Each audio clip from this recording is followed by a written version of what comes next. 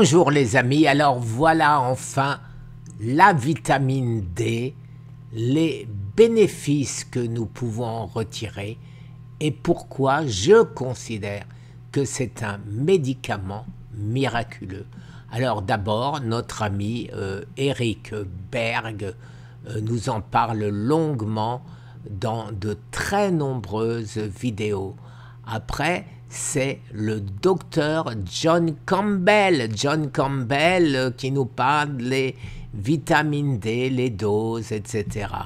Et rebelote Eric et Jess Chapuis avec le docteur, je me rappelle plus son nom, fatigué pourquoi? Parce que j'étais faire ma prise de sang, on m'a enlevé 11 flacons et maintenant une semaine d'attente. Alors encore une fois Eric, et ici vous avez quelqu'un que j'adore aussi qui est extrêmement intelligent. Voilà, c'était le docteur Gundry dont j'avais oublié le nom, et ici vous avez Robert Lustig les amis, Robert Lustig qui lui aussi et nous explique tout sur le sucre, nous explique tout, surtout, c'est un type, personnellement, que je trouve génial. Alors maintenant, bien sûr, on ne peut pas dire comme ça, sans avoir de preuves, comme d'habitude. Et alors, je suis allé sur PubMed. Et alors, PubMed, c'est assez marrant, puisque ça commence... en conclusion, voilà, la D3 ne réduit pas cancer mortality.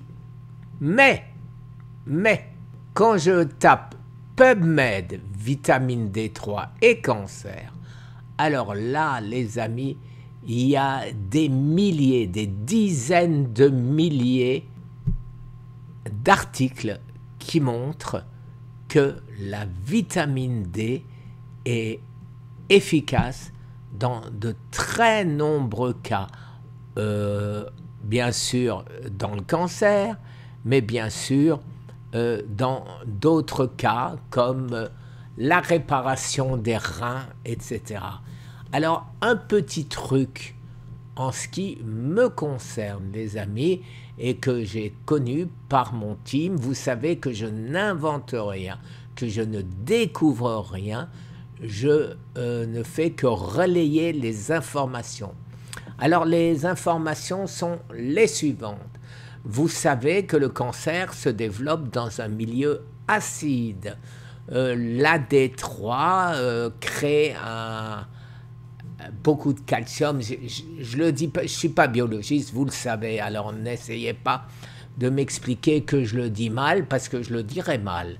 En tout état de cause, il y a des risques de calcul avec l'AD3, mais il y a plein de manières, et ça il suffit de regarder les vidéos dont je viens de vous parler, ne serait-ce que les premières sur YouTube, pour voir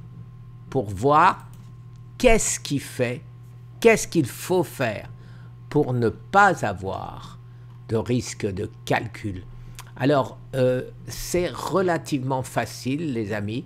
Si vous prenez du bicarbonate de soude, vous empêchez la création d'oxalate. Et de ce fait, vous risquez moins de calculs rénaux. Mais par contre, pour vous donner une idée, alors dans 5, 6, 10 jours, j'en sais rien, je vais avoir mes résultats. J'ai pris énormément de vitamine D3, 40 000, il y a des jours où j'ai pris 50 000, en moyenne 30 000 IU, avec... l'équivalent de 200 microgrammes de K2 par 10 000 IU de D3. Et on va voir le résultat, on va voir si effectivement mon PSA aura baissé, si ça marche ou si ça ne marche pas. Vous le savez, j'ai changé complètement ces 2 derniers mois, après avoir eu de mauvais résultats, ma manière de faire. Et comme d'habitude, comme je ne veux pas donner au cancer une routine, ça fait 2 mois et demi à peu près, maintenant je vire de bord. Et est-ce que j'aurais eu raison? Est-ce que je vais gagner la semaine ou est-ce que je vais perdre la semaine? Je n'en sais rien, mais c'est très difficile.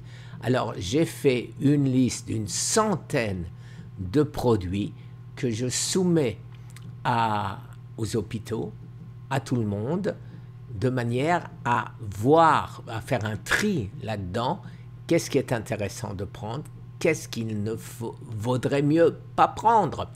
Maintenant, avant de vous la donner à vous, je la fais corriger. Je l'envoie à tous ces hôpitaux, à tous ces grands médecins, de manière à avoir leur idée. Un ami m'a préparé le courrier explicite de manière à ce que ces grands médecins comprennent. Alors, pour les médecins, il y a un type de courrier. Pour les biologistes, un autre type de courrier.